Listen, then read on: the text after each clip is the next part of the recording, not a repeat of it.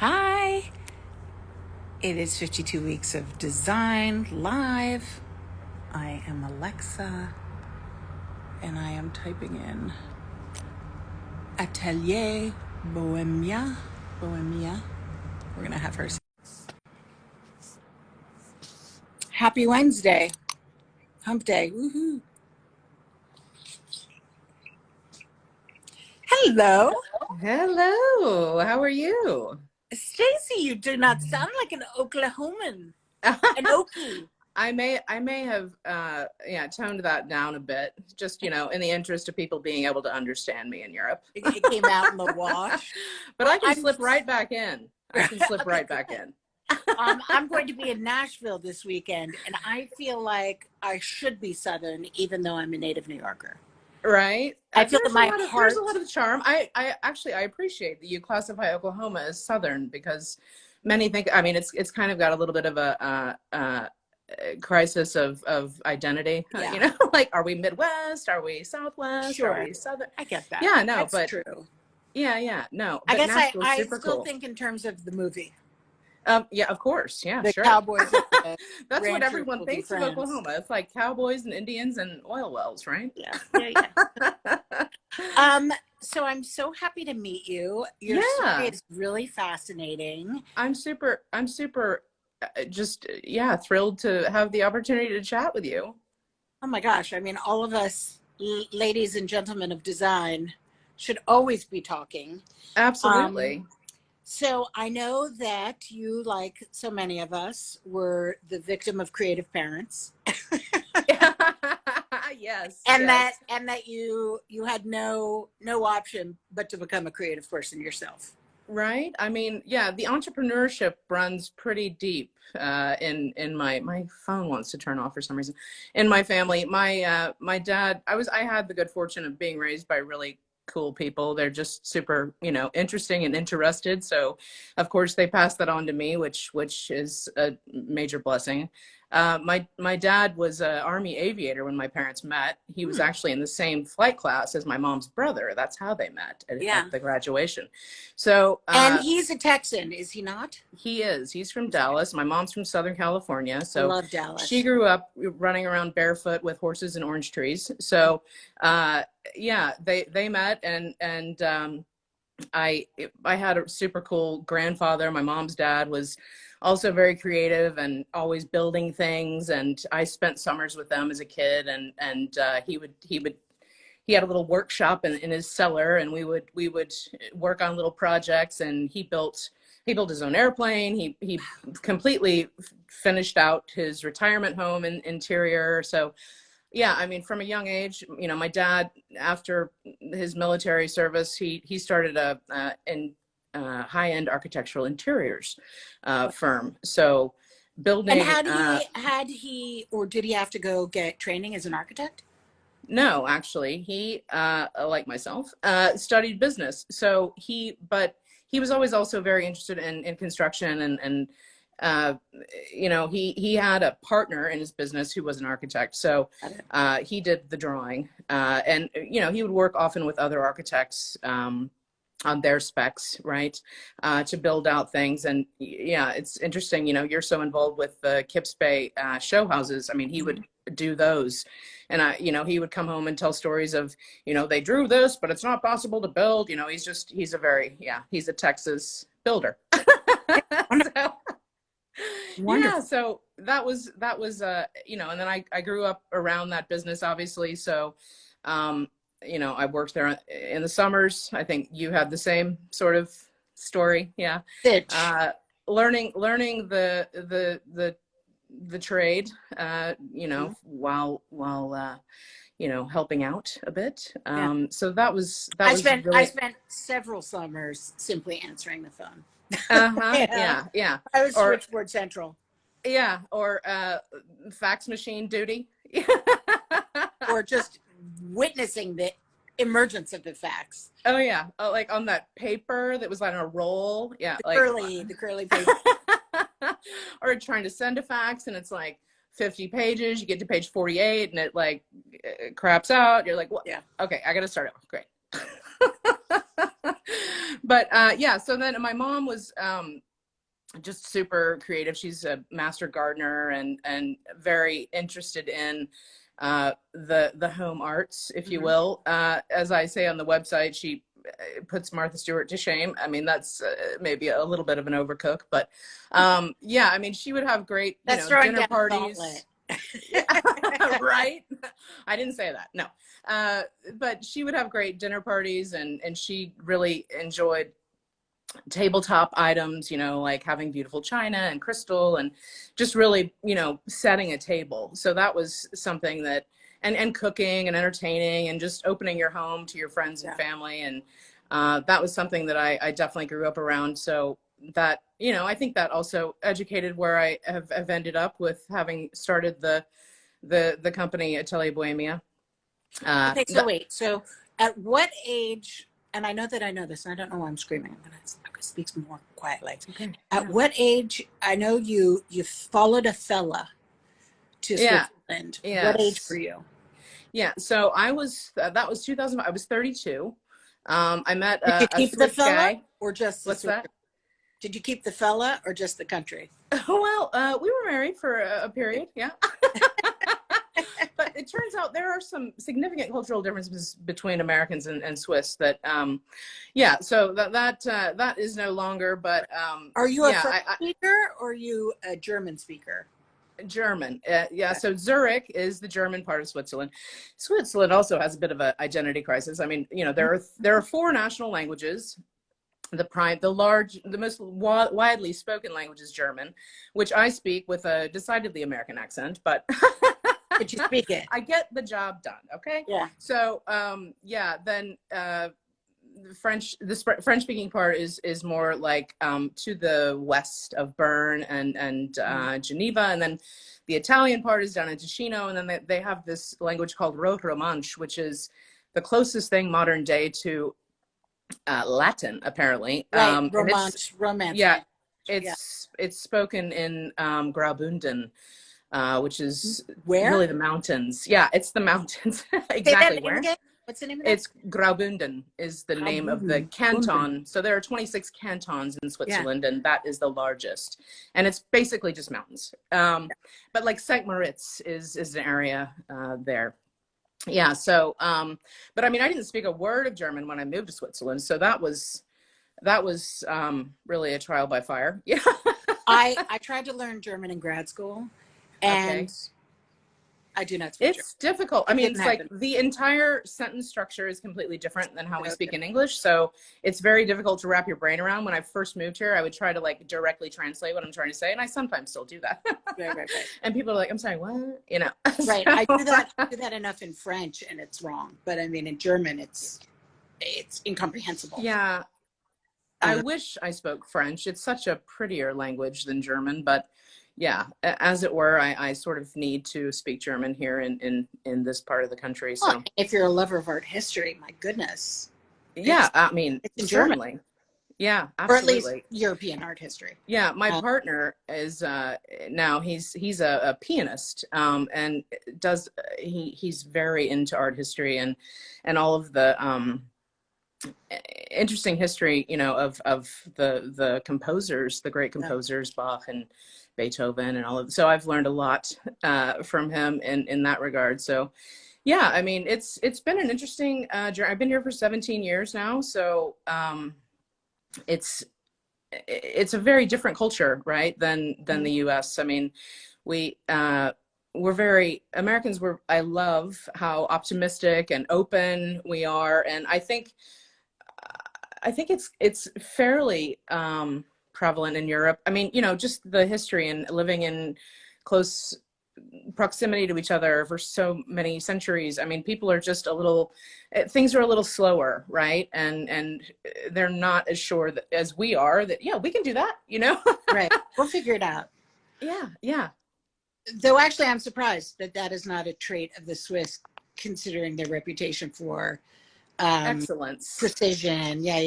And Swiss watches. Yeah. I mean, very detail oriented people. I mean, they really, working with the tradesmen here doing renovations, because that's my day job. I do interior design. And I mean, they're very precise. They're very they do an excellent job. Nothing wrong with precision in building. Absolutely. Absolutely. Yeah. I mean, I always joke around. I've got OCD. I know there are pills for what I have, but I'm not taking them because I'm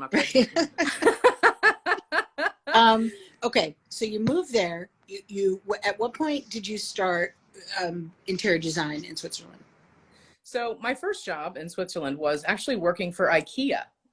Oh, I did. Yeah. Yeah. And so like that was nascent years for them, or were they really? I mean, no, I mean, so the first country that IKEA had a showroom and a house outside of Sweden was in Switzerland. And they had an expansion around 2005 when I moved to 2006. And they had a job advertised and the business language is English. So I was able to help with the buildup of a couple of the houses here in St. Gallen and Geneva. So, I mean, and I learned, I met a couple of lovely Swedish ladies who were in the management, and they sort of took me under their wing, and I ended up being in charge of a group of interior designers in one of the showrooms in Switzerland, in Zurich. It was an interesting place to work because, coming from my background of just, entrepreneurs, my mom was a florist, my dad had this design build firm, to work in a very corporate environment like that was interesting for me. And I mean, part of you take little bits from everything you do, right? And part of what I really found fascinating about IKEA is their logistics. I mean, that is really the no, I mean horrible. That is sorry, I did say business, I would have said meatballs, but I'm glad you like the logistics. The hot dogs are just no, but I mean that is the key to their business, is that they're able to. They have a team of designers in Sweden that and the Netherlands that are working full time to figure out how to get all those pieces most efficiently into a box so that it can be flat packed and put on pallets and shipped. How mysterious they can make the assembly of the pieces. Right? I mean, it's actually gotten better than it was, like things wouldn't fit together. You're like, what? Or you put something in, you're like, oh, geez, I got to take the whole thing apart. Great. Well, now we're all culturally attuned to IKEA. When it first arrived on the scene, the whole thing was so foreign. Yeah. And it's so modular, right? I mean, like designing a closet system or a kitchen at IKEA, it's like there are parts and pieces you can assemble, but you sort of have to know the system, right? So, I mean, that was interesting, right? But, it wasn't a great paying job, honestly. So I after I learned a little German, I actually ended up working in sort of in a real estate capacity. I worked as a relocation consultant. So I helped other expats move to. That was one of the questions I was going to ask you, like how involved with the expat community do you find yourself even still as a designer? Yeah, definitely. I mean, you seek out your people to a certain extent, right? It's like the comfort of home. And I did that for a couple of years, and that was kind of my segue into doing interior design, because these people would move here and they wouldn't have any clue where to get anything. And they have, a lot of people are relocated by their company and they don't have any furniture and they need to know. And I'm like, I know a guy, so, right. So I kind of started that as a side thing, in conjunction. And when did the atelier begin? Yeah. So, I went out full time as an interior designer in 2013. And around that time, I booked a trip to go down to Morocco, with a girlfriend, just because I'd been to Sevilla and Andalusia, that part of Spain, the Moorish influence. Yeah. And I was really like, wow, this is right. This is amazing. Right. I mean, it's just, anyway, so, I found a deal to go down to Morocco, and I was like, let's do this. So we went down, and I mean, I was going on a sourcing trip to look for carpets for a client. I'm ashamed to say I've never been. Oh no, I was going to ask you. Terrible. You have got to go, Alexa. I'm so embarrassed. I know. It is like such, Egypt. I mean, living in Europe, I've been afforded the luxury of traveling, a good bit, and seeing a lot of, history and beautiful architecture and amazing design. And You know, around the same time, I was going down to Milan every year for this Il Salone. Do you know this furniture show? Immobile. Yeah, and it's amazing. I mean, the stuff you see, you know, the design is very different in Europe than it is in the States. I mean, I think we in the U.S. we like the traditional. You know, it is in both areas. It is a response in the opposite direction to what's there. So if you're in Europe and you have this beautiful old architecture, it's a wonderful foil to relieve it with modern.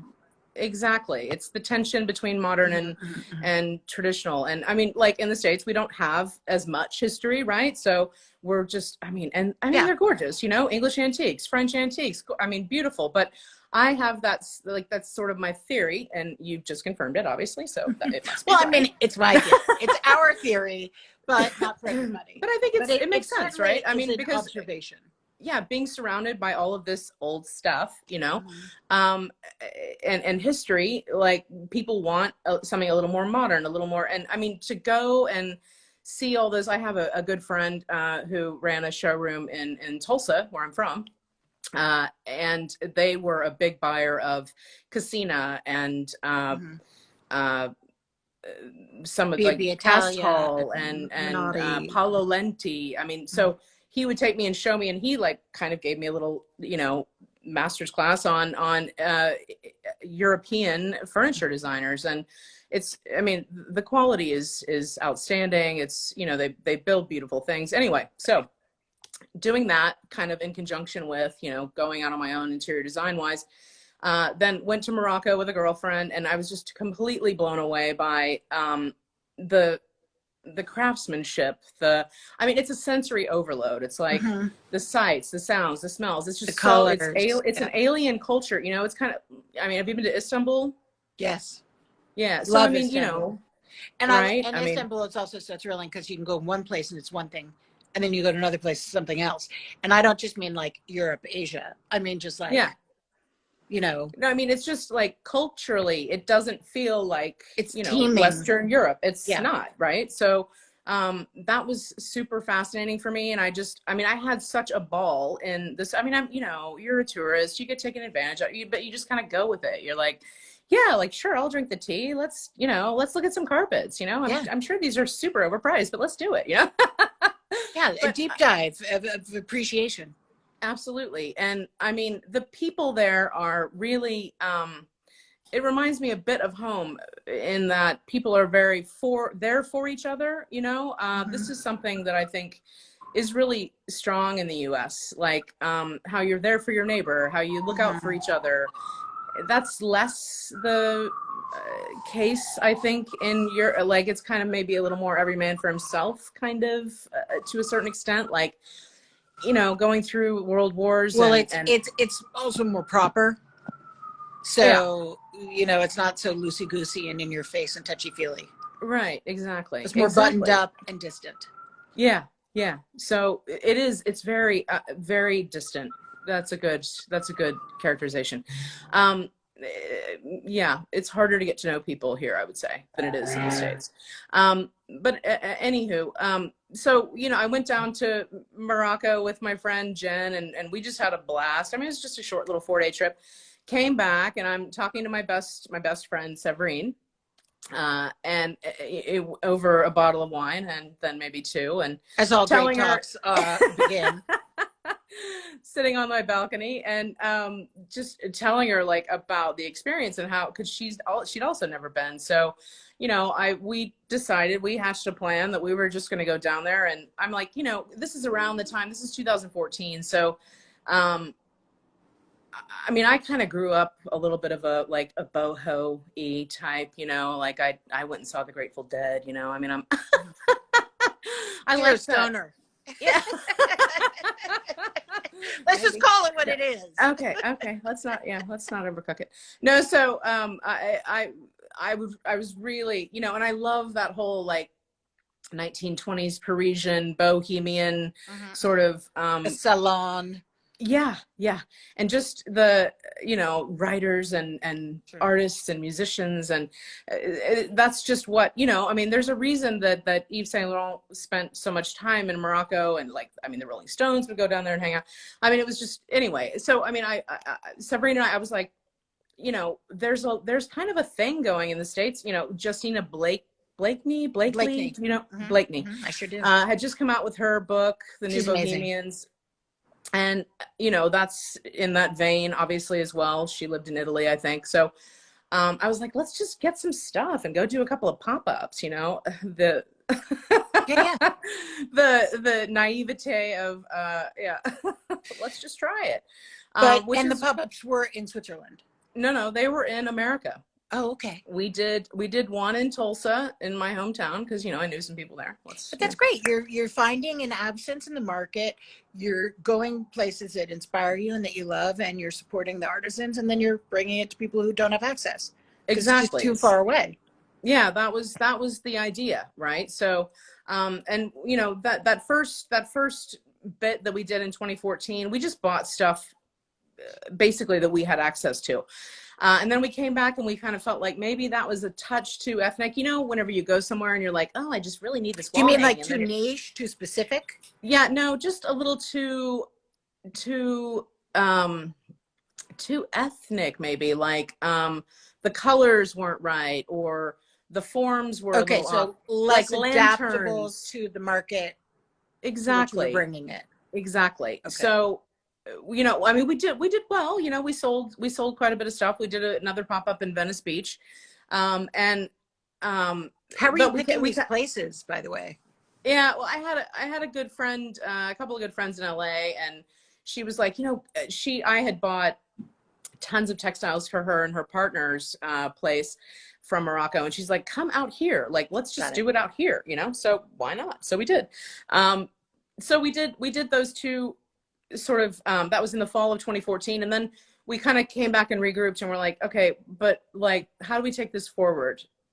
And we really wanted to work directly with the artisans that were making the things, right? So, I mean, we do carpets, we do baskets, we do tabletop, we do a lot of tabletop. We do some vintage things like large which is trays, a nice callback hard to your mother too. Yeah, right. Yeah, exactly. We do some pots that are really nice. Like, it's hard to find a cool pot, that's not just the stuff you find at like Home Goods or something, right? So things that are, I mean, really, truly 100% handmade was what, and supporting these people in continuing their craft. I mean, for example, we do this glassware.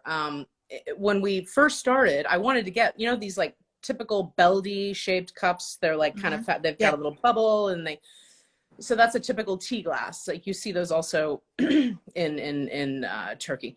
But these had been knocked off for so many years overseas that they were forced to close their last hand-blown glass factory in Casablanca because they simply couldn't compete with the pricing. Right.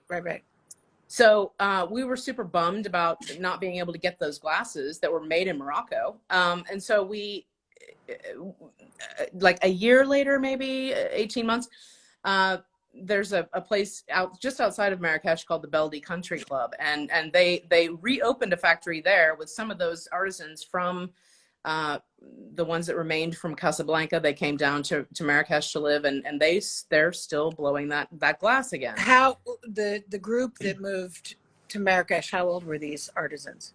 I mean, they're probably, I mean, this is something that's passed down, right? Yeah, right. Generationally. No, I'm wondering, like, when they got cut off, at what age were like, they? I would say they're in their 40s, late 40s. Well, then now they're bringing up. Right, but then they have younger men, their sons come in and work. And it's with the pandemic that we've all been through the last couple of years, I mean, it was tough for these artisans. I mean, oh my God, yes. I mean, Morocco literally just opened up again on the 7th. So what's that, 3 days ago? They had another lockdown. They were shut. So, and they depend so much on tourism. And they don't have a big social net there, right? So it was a tough go for these people. And I mean, we couldn't last year. I mean, it was like impossible to get our product produced. I mean, we had. And are you in touch with your vendors all the time during COVID and checking in Yeah, on them? And yeah, absolutely. oof, I mean, we have where? a. Sorry, No, go ahead. go on. Where are they working? I mean, is this all like, well, obviously glass isn't a factory, but I would assume some of these artisans are working from home and. Yeah, I mean, they're not big factories, obviously.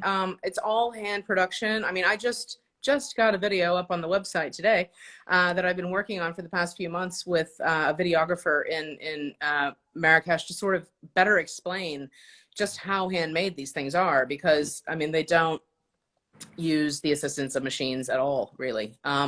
Every single piece is hand thrown. I mean, every single piece is hand painted. It's hand fired. It's all. So I mean, they're little. They have production outside. So Marrakesh itself has the souks, and that's where you go as a tourist and you wander through the labyrinth and explore, not unlike in Istanbul, but then that's kind of the more touristy thing. And then there's just outside of the walled city. Let's say 5 miles. They have different production facilities, right? So.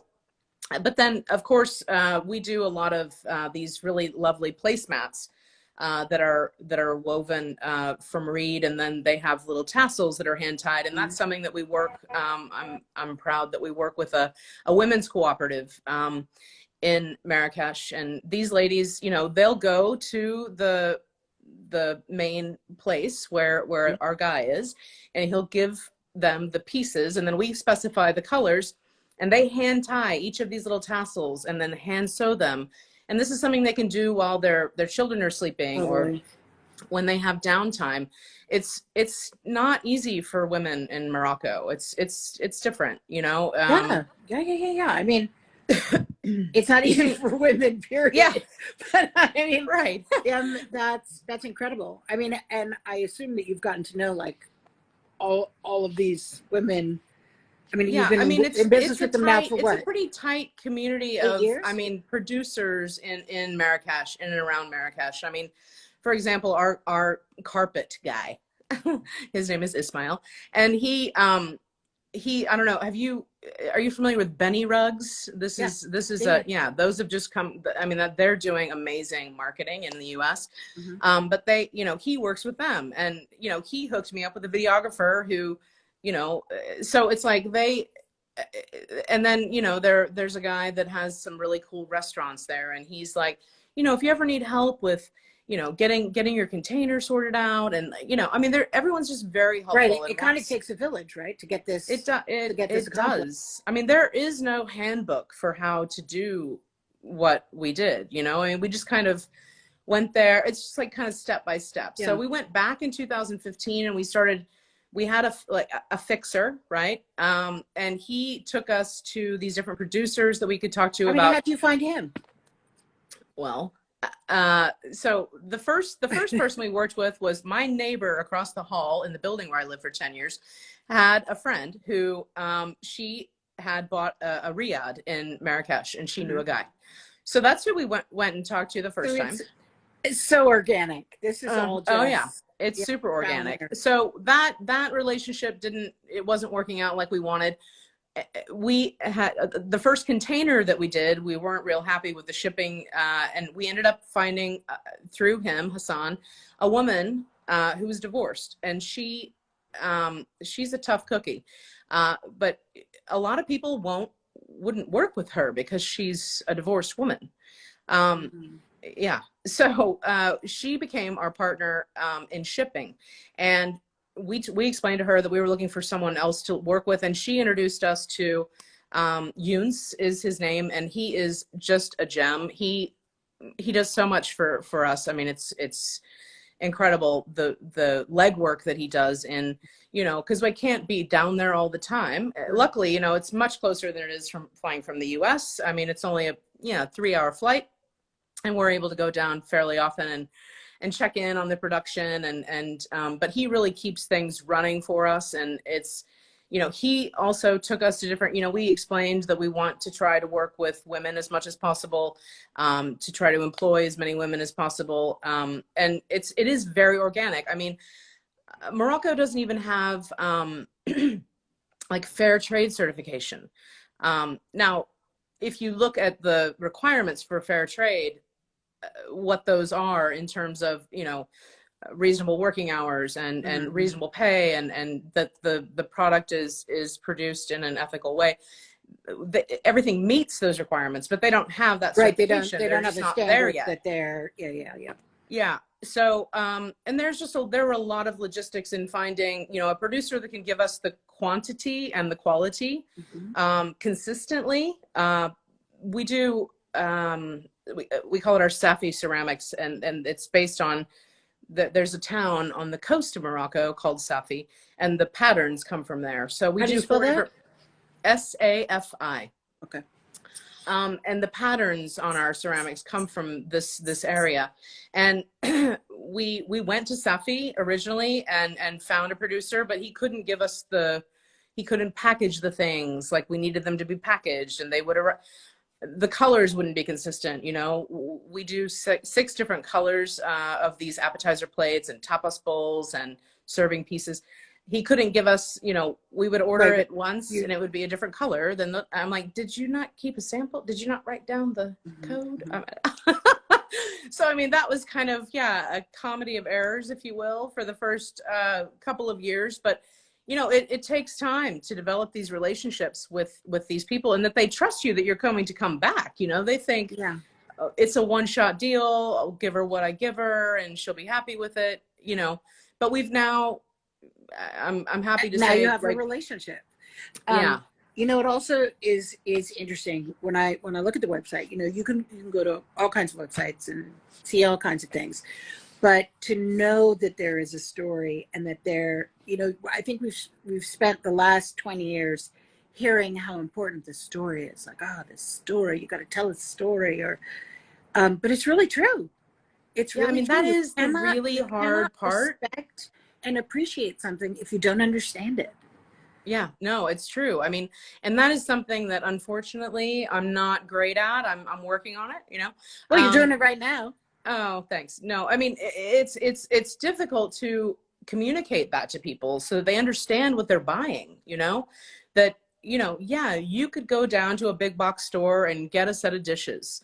But I mean, it's like, these things have soul, you know, love and soul and hard work and dedication and culture. They are exactly, and they have a story. You know, you can tell your guests that you bought these Moroccan dishes, and I mean, it's something, and I think I feel like there's certainly that market in the U.S. And it's getting bigger. I think people are tired. People care what they're getting involved with and what they're buying, and people are tired of the same old, like, having the same thing that everyone else has. You know, it's like quality, not quantity. That's definitely something that I've gotten. I don't know. I like quantity too. For your, I want all the things. No, I mean, a lot. So your husband's Greek, right? Yeah. Yeah, like Greek or like Greek American. Oh wow. Okay. So do you travel to Greece often? Well, we did. Yeah, sure. It's been a minute. Not recently. Because his parents live in Athens, as does his 105-year-old grandmother. Wow. Hello, Mediterranean diet. By herself in her own apartment. Wow. No way. That's amazing. So we have not wanted to go, and, you know, we're dying to see them all, but we don't want to go and make anybody, we don't want to kill somebody by accident. Obviously. I mean, but yes, we do like going normally. Yeah. I mean, Greece is just amazing. I mean, you know, the whole concept of Atelier Boemia, which, I mean, there may have been a slight oversight on the name choice. Yeah. I mean, I hear some interesting pronunciations in the U.S. I know. Even I was like, where should I put the emphasis? Atelier, Boemia. Atelier. Well, I mean, to be honest, Bohemia was taken, so we went with Boemia. That's the Italian version. And Grateful Dead is already trademarked. Yeah. So, I mean, the concept is to work with artisans all over, you know. I mean, it's just like when we did our first pop-ups, Sabrina and I, we had coincidentally both planned a trip to Thailand right before we were doing this. Are you doing a little construction? Hey. I'm on the phone here. Yeah. No, so we ended up going, when we were in Thailand, we bought a bunch of stuff there too. We're like, oh, this is great. And I mean, we joke around now, again, to the maybe a touch too Thai. We bought this vase that is literally as tall as me. It's red with like gold flowers painted on it, and we had to have it. We're like, gotta have it. That's gonna sell like hotcakes. Still have it. Yeah. You got to kiss some frogs. So when you decided to do this, I mean, the setting up of the business portion of this, you know, I think people have a very rosy view of what this might look like. Like, oh, fun. We get to go somewhere and shop. And then we get to, you know, travel. And then, oh, it's so easy. But it isn't so easy. And this is so many moving parts. Did you just kind of like, you know, say like, we're going to start a business. We're going to seed it. We're going to figure out our inventory. Then we're going to, I mean, like, what was the process? Because this is very complex. It is. And it I love complicated things. And let's live in Europe, work in Morocco, and sell it in America, right? Yeah. Great idea. And do you only sell in America? What's that? Do you only sell in America? Yes. Okay. Yes. So part of the idea was that being American, that I would be able to get back home more often. I'm an only child. My parents live in Florida. And I thought, you know, this would be a great opportunity to be in the States more often, you know, kind of split time a bit. So what we did was we got a warehouse space, and I mean, we're completely self-funded, right? Like we don't have any investors. So this was just kind of piece by piece. So we did our first container of goods in 2016. We went to New York now. I thought, okay, what's the most bang for the buck, right? Like where can we see a lot of people and get some exposure for the brand? And I thought, you know, we get the goods in a lot of shops, and then perhaps people have it at their home and their friends look at it and say, oh, where'd you get that? Blah, blah. So it's all branded, right? So we did those trade shows in January and August, or February, I guess it's early Feb, for 3 years.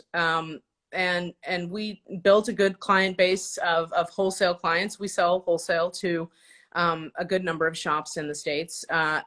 Before, I mean, the end game was always, you know, obviously direct to consumer, to get it in front of as many people as possible. But that's a tough game, right? I mean, I mean, it's like, you got to be scrappy. It's a lot to market. I mean, and you know, our original website, I mean, Sabrine sat for 14 hours in front of her computer and cranked it out, you know. She did the original, and it was all, you know, just kind of learning by doing. We both, you know, she would focus on sort of the operational part of, you know, getting things online and doing the social media and all of that. And then I would focus more on the big picture, sort of like, where can we market this? How do we market it?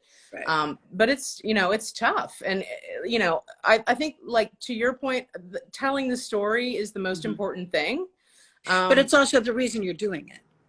It's absolutely. Like whenever you might feel clobbered by the day-to-day business of it or the complexity of it, you know that you're making a difference, not only for your life, but for those women, especially, who are doing this to absolutely. I mean, it's like, you know, you take a step back, you know, you're working every day on stuff, and you know, like, if I really like think about it, like how far we've come, like what we've done, it's pretty cool. I mean, we should be proud, and I mean, we just want, you know, we want to continue to work with these artisans in Morocco. And then, you know, I also I mean, I just love, I mean, I grew up going to, you know, antique shops and junk shops and looking for, you know, treasures. And I love setting a table. So, I mean, I think, you know, going to other countries and finding similar stories is certainly on the radar. I mean, I've been to Portugal a few times in the past couple of years, and it sounds like you're in love with Portugal. Oh yeah, it's amazing. Looking at your yeah, It's beautiful. I mean, it's a beautiful, it's basically a big beach, right? And it's in Europe, so it's not far from home. It's a place that we can potentially, you know, sort of do a little bit of both and see a little more sunshine. And I there's mean, a big German contingent in Portugal. is there? Yes. Okay. Yeah. Okay. I need to look at that. Dear friend is probably Okay. You mean like and... people that, because it's such a, it's like a less expensive country within the European Union. So you're meaning like people that retire there and build a house in that country, or have vacation houses there, like very sophisticated. Yes. Like the Algarve down in the southern part. But I mean, like, for example, there's another really cool company called Casa Cubista. They do beautiful, I think he's an interior designer, Aaron Williams maybe is his name, I think, in Canada, and he and his partner, who I think is maybe Portuguese, they do handmade pottery, and that is beautiful. I mean, really cool stuff, very vibrant, very colorful. Mm-hmm. I mean, of course there's a place for these types of dishes, you know, they're not fine china, you know, it's your everyday stuff. Well, I mean, we live very differently. Summery. Yes. Yeah. So, than I mean, people did 400 years ago. Like, I just saw it's the 20th anniversary of Gosford Park, the movie. Yeah. I mean, you know, love times it. have changed. Oh my gosh. That's, Fellows. Yes. What's Julian Fellows. Yes. The guy Robert that also Altman directed. Yeah. Yeah. Didn't he just do something new? Like The Gilded Age. Yeah. Is that out? Which I have not yet seen. I want to see that. Yeah. What's, you know, the couple that you're talking about in Portugal. Yeah.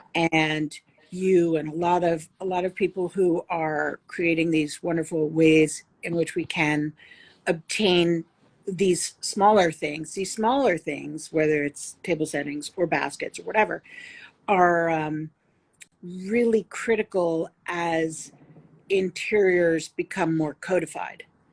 Right. Or codified. As certain areas of the home become more generic, other things need to be more special. Otherwise, it's just, as you said earlier, like no soul whatsoever. It's just big box central. I mean, yeah, you might not be able to get a hand embroidered this or that fabric on a 9-foot sofa, and you know, but you can get these incredible, beautiful, authentic things that people like you are helping us get. And that's the goal. Yeah. I mean, it's really, it's a passion. I mean, we wouldn't still be doing it at this point after 7 years. And if it weren't, you know, yeah, I mean, that was a pickle.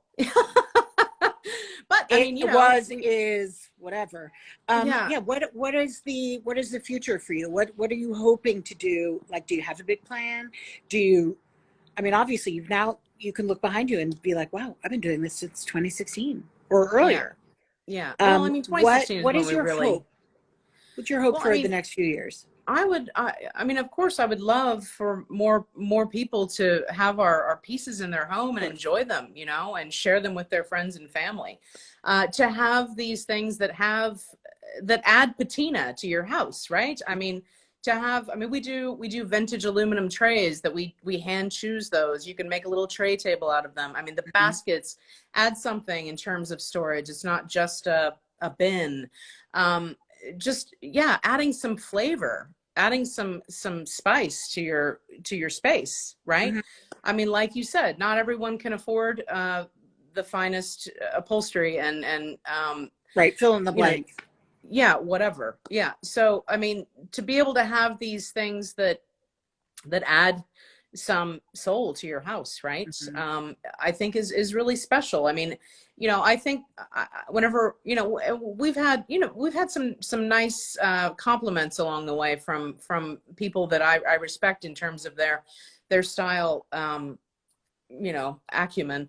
And I think that we're on the right track with regard to, I mean, we have some really, really cool pieces and things and we try to keep the price point, you know, you can find handmade things that are, you know, $300 for a plate or a set of 4 plates. We try to keep the price point that it's accessible for people. Right. I mean, of course, it's more expensive than if you're going to go buy something on Amazon, but it's got more meaning. Ultimately, And it's like you're helping a human being. Exactly. There's a producer. Exactly. So, I mean, my goal would be, obviously that we grow the business. I mean, I don't, expect it to be some massive, Fortune 500 company, but I would love to, get the word out more about what we're doing and how it positively impacts these artisans. And, you don't want these arts to die. No. It's really important. And the more, people are price sensitive. I get that to a certain extent, but you have to think about what you're buying and right. what you're getting. And value, intrinsic value. Absolutely. And, so I'd love to, obviously continue working with the Moroccans. We also do some mud cloth from Mali. I was about to say, are you thinking of expanding Yes. the footprint of your source? Definitely. I mean, our tabletop is probably our best selling sort of product group. So I'd certainly like to expand that. And there are producers of, like I said, I mentioned in Portugal. I haven't gotten really deep in the research. It's not as obvious when you go there. Also, Turkey, I think they have a lot of amazing, beautiful things. The textiles are, I mean, the one-of-a-kind textiles. It's like like when you were speaking with Keith Meacham a couple of weeks ago, it really spoke to me about how she was talking about, when you have individual pieces and you have to get them on the website and all of that. And you were talking about something coming up that maybe makes that easier. Or something. Oh, yes. I was talking about something. Yeah. Well, I'll be interested to see what that is. Later. Yeah. No. So, I mean, just the operational work of managing all of those things. I mean, I see stuff down there I would love to bring. Then you've also got the shipping question, right? Like getting it to the final, the wherever intact. You know Michael Bruno, right? Of First Dibs, the creator of First Dibs.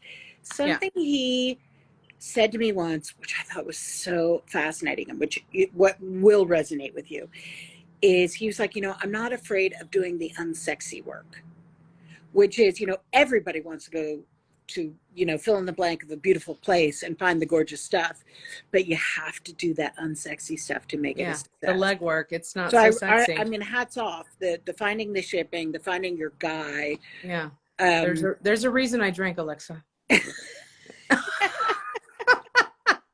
But it is really impressive because that is, as with anything, especially in a field where we all get seduced into the field by the promise of the beauty of it and the sensory satisfaction, that's a tiny fraction of the actual whatever part of the job we're talking about. Unfortunately, it would be really great if it were like 90% of it and everything. Yeah, but it sounds like you like puzzles. Yeah, I mean, you sort of have to, right? I mean, it's just been, well, if it's going to work, a progression of figuring it out, and then you have, you get all this stuff to the US and then, your shipper, we won't name any names, drop kicks it off the back of a truck and you're like, I mean, you don't even know how much went into getting that there. And then right. And the love that went into making that thing. Yeah. I mean, it breaks my heart whenever I get an email from a client that something is broken. I'm like, oh man, I mean, come on. Yeah. But I mean, you and then, and that's also, a challenge, customer service. Americans expect solid customer service, and rightfully so. I respect and appreciate that. I expect the same. And just, the speed of shipping and all of those things. I mean, we're a small team. I mean, it's a lot, but it's a labor of love and it's, we're getting there, and without the story, you don't get the patience. Absolutely not. From your customer, I mean. If you haven't bought in, of course it's beautiful, but if you haven't bought into everything that's a dog walker, that everything that goes into it, then you're not going to wait He's You know, excited. my kids are astonished if they have to wait 2 days for something to arrive. Oh yeah, right. I mean, I've been in Europe so long. I mean, one of my best friends in California is like, yeah, I just ordered some stuff off Amazon. It'll be here in an hour. I'm like, what? You know, what has Jeff Bezos done to me? I mean, I know he's, you know, ruined your life with Alexa, but geez, you know. Oh my God. Creating these expectations, you know, it's just. Everybody meets me and asks me to turn their lights off. It's so funny, kills me. Like, you don't think about this struggle that one would have with the name Alexa until Siri was suitably obscure, but Alexa's like, that was too general. Yeah. That wasn't kind. Yeah. So I mean, it's So wait, I want to ask you a little about your day job. So obviously you're doing this wonderful side hustle, which I totally admire, which sounds like it takes up a lot of time. And you're doing it for all the right reasons, both for self-gratification as well as like your better angels. Yeah, I mean, I'm not. Yeah, we like to make a little money on the side, right? Totally. But I mean, like, it's a nice mix. Yeah. What's your day job like? How's it going? What are you into these days? What do you see happening in the world of interior design in your part of the world? Yeah. I mean, it's interesting. You know, I look at the amazing, I mean, the things that you and many of your guests on this chat series do, are just like, this thing. What is this thing? What is this thing? Yeah. So what, I mean, stunning, you know, just the layers, and it's amazing. A lot of the work that I do is, so fewer people own their homes in Switzerland. Mm-hmm. A lot of people rent. It's one of the lower within Europe. I mean, I think in the States, maybe 65, 70% of people own their home. Same in maybe France. Here, it's more like 40%. That's so interesting. Yeah. So it's a lot of rental properties, particularly like Zurich, where I live, is the largest metropolitan area in Switzerland. Mm-hmm. And rental prices are high. You know, it's not dissimilar, I would say, probably to New York City in terms of, you know, you're doing renovations of older buildings. It's not new construction. Right. And Swiss are very tender about their light. They don't like a lot of color. There's a lot of white walls.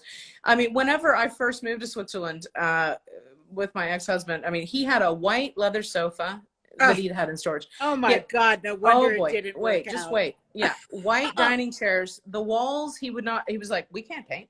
I'm like, what? The only thing that's missing is a straitjacket. I mean, I am in white leather is really, I mean, the only way you could have made that worse is to say white pleather. Yeah.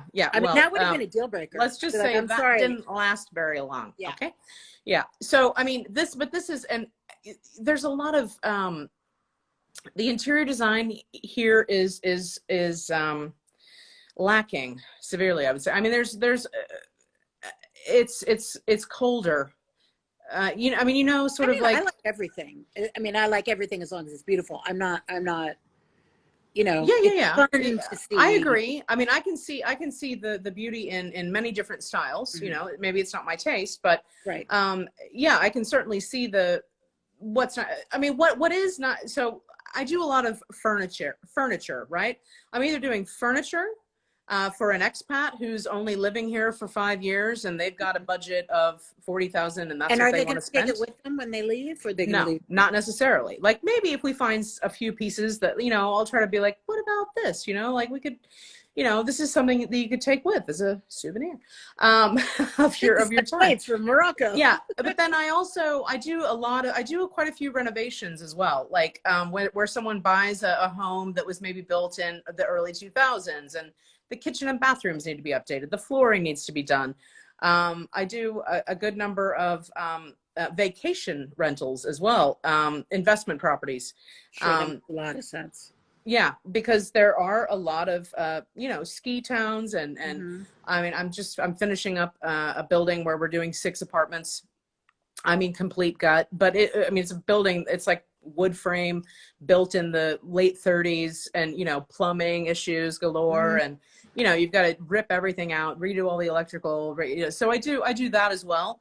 You know, like I said, this furniture style here is quite a bit different. I mean, things are much more modern because you're pairing them you're putting them in a space that's maybe, you know, Art Nouveau or Art Deco. Can't fight its shell. Exactly. Yeah. So it's that tension, the contrast between old and new. I mean, I do certainly also, I source a good number of things from England as well. I find, you know, their upholstery is interesting in comparison to what's available in Switzerland or, you know, in the store. Switzerland's not part of the EU. So whenever I order something from France, it's like, you've got to import it. You've got all the duties and all of that stuff. So, I mean, I've had a little experience in that. So I manage, but it just makes things more complicated, right? So, but there are certainly, you know, things that I can only get in, let's say, France or England, if we're going for a certain look, like a more, neoclassical or plush something. upholstery. Yeah, exactly. So, and I love to mix, you know, new and old. My hobby is going to, you know, antique shops and junk shops and seeing what I can find and going to flea markets. And, you know, that's just, for me, You're that's not fun. strayed from your training. Yeah, exactly. Your parents would be proud. Yeah. So, do you have plans to come to Europe anytime soon? In my imagination, I always have plans to travel Europe and beyond. I'm going to the fair in Parma in March, and that will be the first time I've gone to that fair. And I don't know. And I am dying to go to Morocco, but my big thing is I need to go to Egypt. And I've said this for, you know, at least 30 years, and I need to do it at some point. Maybe we'll hook up and go together. Absolutely. It's hectic. I mean, I think we thought about going to hectic. Yeah. I mean, we thought about doing Egypt. We needed some sunshine. That's a theme here in Switzerland. I mean, there's a reason I've got good skin at 49. I don't get a lot of sun exposure. It's not sunny there? It's not sunny in Switzerland? No, really? No. I really thought, yes. Well, I mean, okay. Are you in a mountains, valley? yes. Is Zurich in a valley? What's going on? Yeah. It's in a valley with a lake, right? So there's a lot of low-lying fog for a good part of the year. A lot of rain, kind of mushroom-y. Okay, this is all making a lot of sense. Yeah. So that's why, I mean, people love white, you know, it's like reflect some light. But we were considering Egypt. I digress. But wanted to do obviously all the cultural and historical stuff as well. And like, you know, that takes some planning. And I was just like, I just need to decompress, right? But no, I mean, if you decide to go to Northern Africa, absolutely. I would be super happy to, like, let's hook up. Let's do some suking. I have not been to Africa full stop. I need to spend the next 20 years in Africa and Asia expanding my... You've been to Asia, right? I have. Yeah. But I mean, or, you know, even in India, I've been to a bunch of places in India, but I mean, like, unless you're going to... I want to go to India so badly. That's another place that would be fantastic for finding artisans. It's not a trip. You don't go on one trip and get a sense. Like, you've got to really... No, absolutely not. It has to be. But I mean, I get it. You know, there are places that you love to travel to, like Italy and Greece and France. And I mean, you want to go back there. I mean, I haven't been to Paris in, I mean, like 8 years probably. And Brian gave me a trip to Paris for my birthday on 2019, and that's still waiting to happen. But hopefully this spring. And we're going to Venice next week. I've never been to Venice, so. Oh my gosh, I'm so excited for you. Yeah, so excited for you.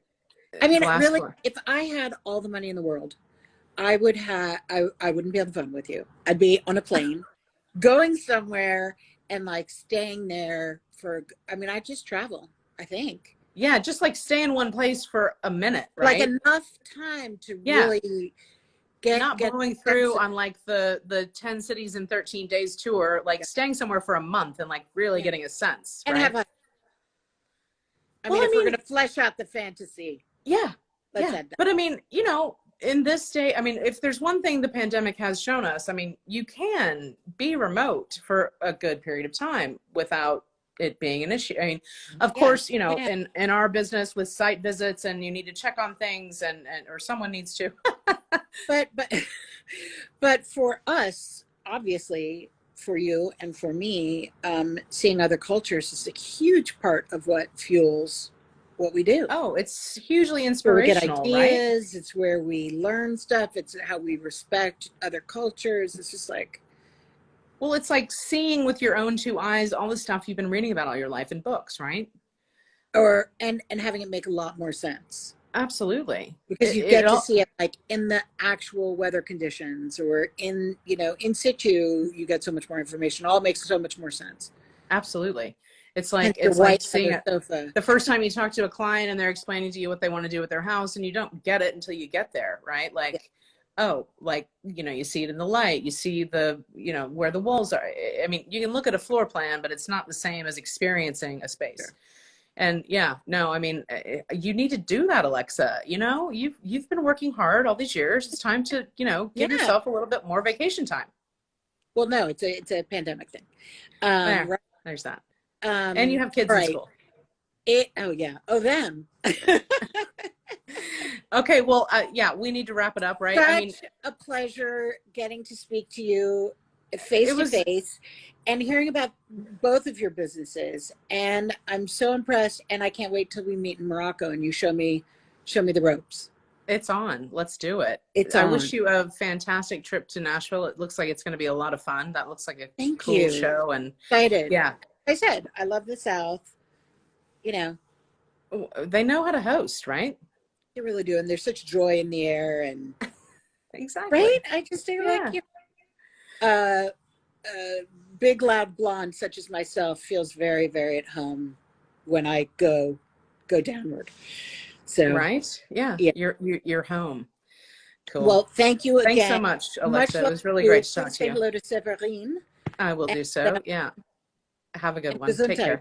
No. Yeah. Take care. Bye. Bye.